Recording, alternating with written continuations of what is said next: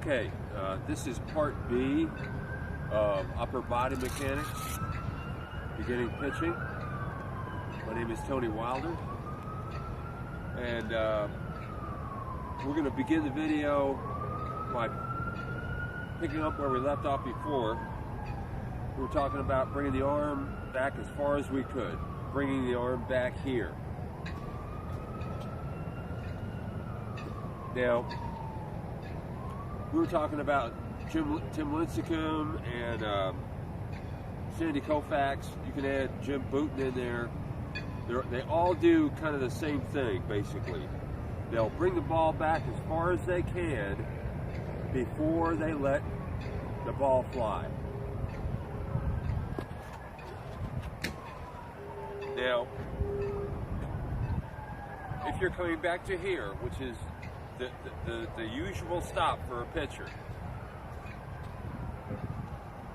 okay, you're not going to get as much velocity out of the ball. You're not going to be able to get the inertia out of the ball that you would if you bring the ball back here or wherever you want to bring it. Jim Bouton, he would literally come down to here before he would fire, and then he would let it rip.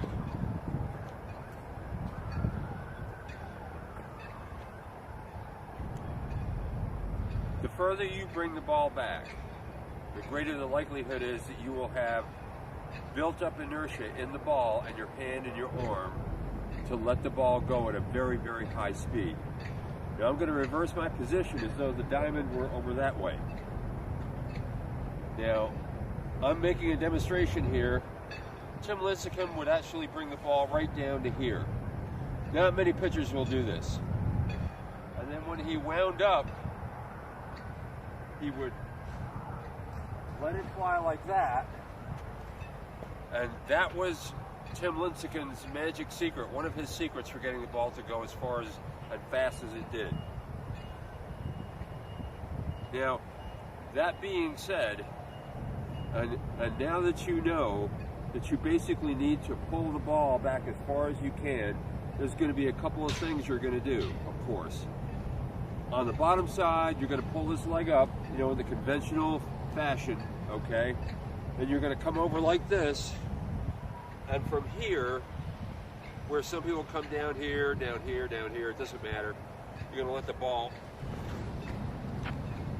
fly like that. Now, we are going to talk about another aspect of this.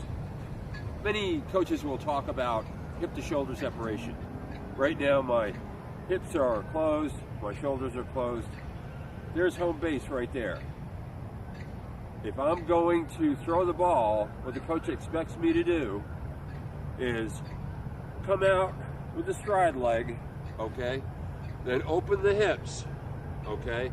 And as the hips come open, all right, the arm will come forward and the shoulders will come open, okay? And you're throwing the ball.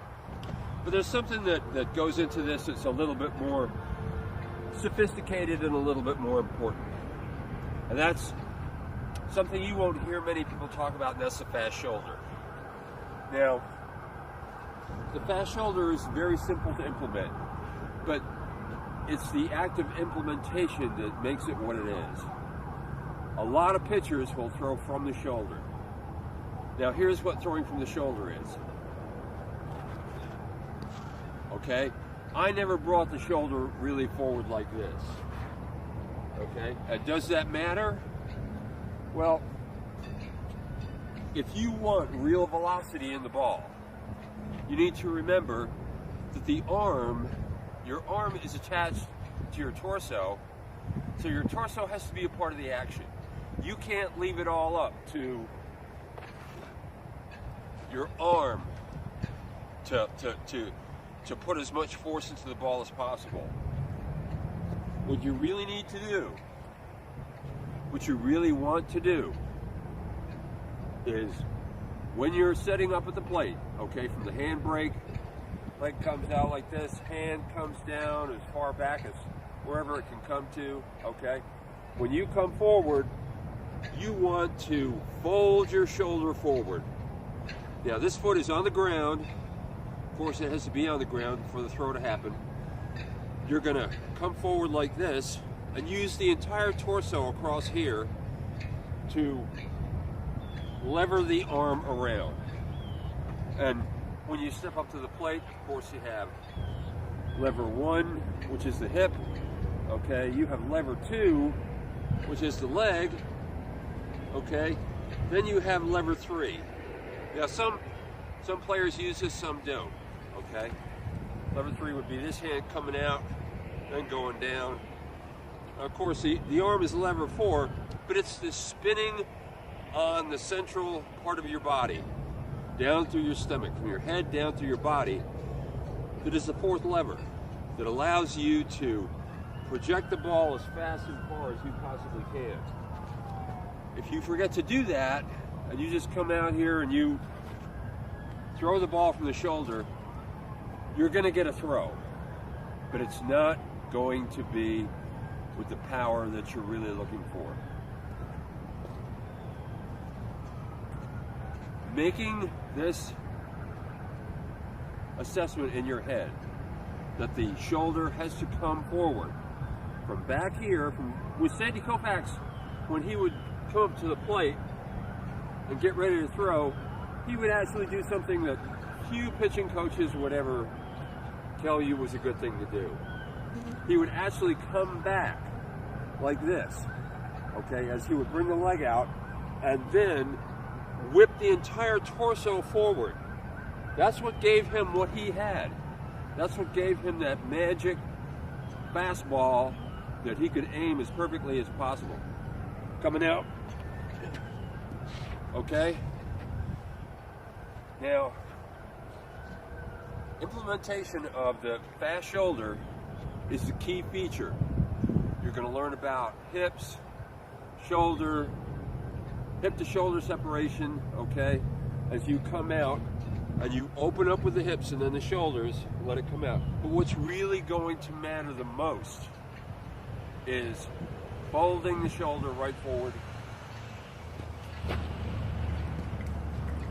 using your entire body as much as possible to get the ball to fly as fast as possible.